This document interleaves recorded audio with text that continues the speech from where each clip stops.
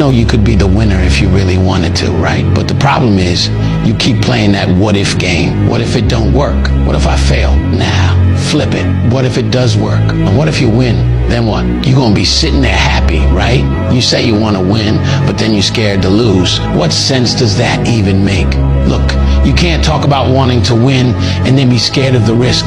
That's not how this works. If you lock in, keep your head down and stay focused on the vision, how could you not win? The only thing that's gonna make you lose is your own mindset, and that's all on you. Your biggest enemy ain't out there, it's in your head. So if you wanna win, you gotta get out of your own way. And here's the truth.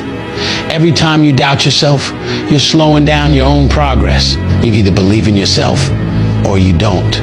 There's no in between. If you keep second guessing everything, you're already losing. But when you stop playing scared and start moving like you're built for this, you'll see everything change. So stop thinking about what could go wrong and start focusing on what's gonna go right.